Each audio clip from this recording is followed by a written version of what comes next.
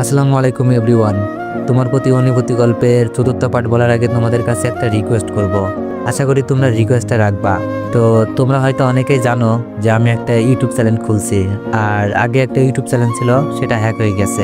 তো যারা যারা আমার ইউটিউব চ্যানেলটা এখনো সাবস্ক্রাইব করেন নাই, আমার টিকটকে আমার ইউটিউব চ্যানেলের লিঙ্ক দেওয়া আছে, ওখানে গিয়ে সাবস্ক্রাইব করে দিয়েন।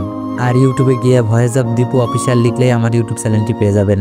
তো চলুন বেশি কথা না বলে গল্প শুরু করা যাক। রিমির থেকে ফোনটা সে ভাবির নাম্বারে ফোন দিই, কিন্তু ফোন রিসিভ করলো ভাইয়া।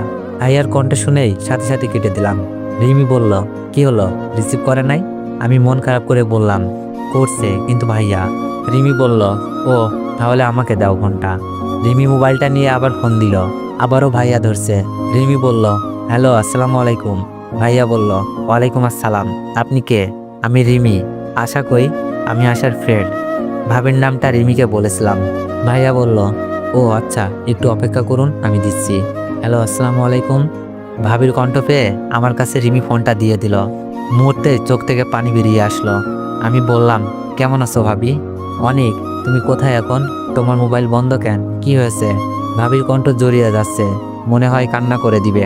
আমি বললাম, ভাবি, কাল আমি অ্যাক্সিডেন্ট করে পাটা ভেঙে যাই, সাথে আমার মোবাইলটাও ভেঙে যায়, তাই কথা বলতে পারি নাই। ভাবি বলল, কি বলে এসব, কিভাবে কি হলো?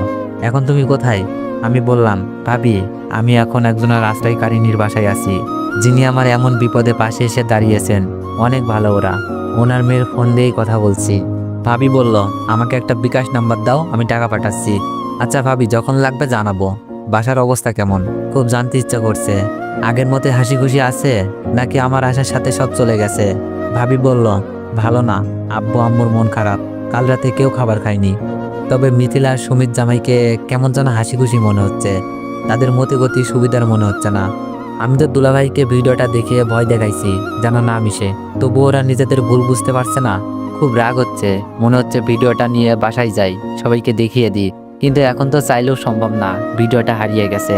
ভাবি কান্না সুরে বলল, ভয়ের কোনো চিন্তা দেখছি না। তোমার ভাইয়াকে রাতে বলেছিলাম, তোমাকে এমন শাস্তি না দিলেও পারতো। সে বলে, আমার এত দরদ কেন? আমার কি তোমার সাথে সম্পর্ক আছে নাকি? আমি বললাম, কেঁদো না ভাবি, আমি তোমার ভালোবাসা বুঝি, কেউ না বুঝুক। আর এইসব নিয়ে বাসায় কাউকে কিছু বইল না, তবে ওদের আটকানোর দরকার। ভাবি বলল, কিভাবে? আমি ভাবিকে বলতে বললাম, তুমি দুলাভাইকে বলবা, অনেক যে ভিডিওটা যাওয়ার সময় আমাকে দিয়ে গেছে, বলেছে আর যদি মিথিলার সাথে মিশতে দেখি বাসার সবাইকে দেখাতে। ভাবি বলল, আচ্ছা, আজকেই বলবো।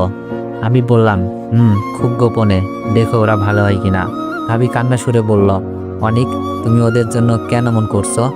যারা তোমার মিথ্যা অপবাদে বাসা থেকে বের করে দিল, এখন প্রমাণটাও হারিয়ে ফেলেছ, তুমি কি আর ফিরবে না? চোখ বেয়ে পানি পড়ছে।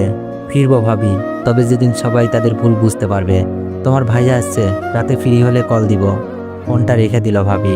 রিমির চোখের কোণেও পানি। রিমি বলল, অনেক, আপনি কি মানুষ? আমি বললাম, কেন?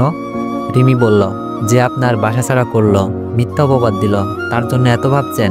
মনে রাখবেন, এই দুনিয়ায় কেউ কারোর জন্য অতটা ত্যাগ স্বীকার করে না। আমি বললাম, তাহলে আপনারা কেন করছেন? আপনারা তো চাইলেই আমাকে কিছু টাকা ধরিয়ে দিয়ে চলে আসতে পারতেন, কিন্তু আমার ভালোর জন্যই বাসাতে নিয়ে আসলেন, ত্যাগ স্বীকার করছেন। রিমি বলল, আপনি আমাদের উপকার করেছেন, ধরে নিতে পারেন তাই আমরা আপনার উপকার করছি, কিন্তু মিথিলার দুলাভাই তো আপনার সম্মান ডুবিয়ে বাসা থেকে বের করে দিল। রিমির কথা যুক্তিযুক্ত। আমি বললাম, মিথিলা আমার চাচাতো বোন, যাকে আমি ভালোবাসতাম, তার সম্মান কি করে নষ্ট করি বলুন তো? মিথিলা হয়তো একটা ভুল করেছে, আমি তার ভুলগুলো সংশোধনের কারণ হতে চাচ্ছি। সে যেন বুঝতে পারে কাকে সে অপমান করত। সে আজ তার সম্মান বাঁচানোর জন্য মুখ বুজে সব সহ্য করে গেল। রিমি বলল, আপনি এখনো মিথিলাকে ভালোবাসেন? আমি বললাম, জানি না, তবে আমি চাই মিথিলা তার ভুল বুঝতে পারুক, সম্মান নিয়ে বেঁচে থাকুক। রিমি বলল, ও বুঝেছি, হয়তো এখনো ভালোবাসেন। রিমি হয়তো বলতে চাচ্ছে আমি যা করছি সব কিছুই ভুল করছি। রিমি চলে যায়, আমি রিমির কাছ থেকে গল্পের বই চেয়ে নিই সময় কাটানোর জন্য। গল্প পড়ছি, এমন সময় আন্টি রুমি আসলো তার ছেলেকে নিয়ে। বয়স বেশি হবে না, 5 বছরের মতো। আন্টি বলল, খাবার খেয়েছো অনেক? আমি বললাম, জি আন্টি, রিমি এনেছিল। আন্টি বলল, আচ্ছা টিভি ছেড়ে দিব? আমি বললাম, না আন্টি, আমি বই পড়ছিলাম, বই পড়তে আমার খুব ভালো লাগে। ভাইয়া এদিকে আসো, বসো ভাইয়ার সাথে। রিমির ভাইকে ডাকলাম। আন্টি বলল, না, পায়ে ব্যথা দিবে, অনেক দুষ্টু, আগে পা ভালো হোক তারপর খেলা করবে। না আন্টি, সমস্যা নেই, ছেলেটাকে আমার পাশে বসিয়ে আদর করছি। আন্টি বলল, তুমি পড়ালেখা করো? মন খারাপ করে বললাম, জি আন্টি, আমি সবেমাত্র কলেজে উঠেছি, আর মনে হয় লেখাপড়াটা করতে পারবো না। আন্টি বলল, মন খারাপ করো না, একটা ব্যবস্থা হবে। আমাদের রিমিও কিন্তু এবার কলেজে উঠেছে। ও, তার মানে সমবয়সী, ভালোই হলো, সময়টা পড়ালেখা করে চালিয়ে দিব। আন্টি বলল, আচ্ছা তুমি রেস্ট নাও, পরে এসে দেখে যাব। আন্টি তার ছেলেকে নিয়ে চলে গেল। আমি বসে টিভি দেখছি। এমন সময় রিমি কি নিয়ে যেন আমার থাকার রুমে আসলো, হাতে কতগুলো শপিং। রিমি বলল, এইগুলো আপনার জন্য, দেখান তো পছন্দ হয় কিনা। আমার পছন্দ, আশা করি ভালো লাগবে। আর এটা আপনার নতুন মোবাইল, এইগুলোর কি দরকার ছিল, শুধু শুধু টাকা খরচ করলেন। মনে মনেই ভাবলাম, আমি কি তাদের বেশি জ্বালিয়ে দিচ্ছি। রিমি বলল, তাই নাকি? এক কাপড়ে থাকতে পারবেন? আর সারাদিন রুমে বসে সময় কাটাবেন কিভাবে শুনি? আমি বললাম, এই ধরুন, এখানে 5,000 টাকা আছে, আর বাকিটা ভাবিকে বলে নিয়ে দিব। আসলে বিষয়টা নিজের কাছেই খারাপ লাগছিল। রিমি রেগে বলল, কি বললেন? আরেকবার বলুন, আপনার ওই পাটাও ভেঙে দিই। ভালোবাসার দাম কি টাকা দিয়ে দেওয়া যায়? আমি বললাম, না, আসলে আমার লজ্জা লাগছে, আপনাদের বাসায় আছি, আপনারাই আবার আমার জন্য এত কিছু করছেন। রিমি বলল, লজ্জা থাকা ভালো। পছন্দ হয়েছে?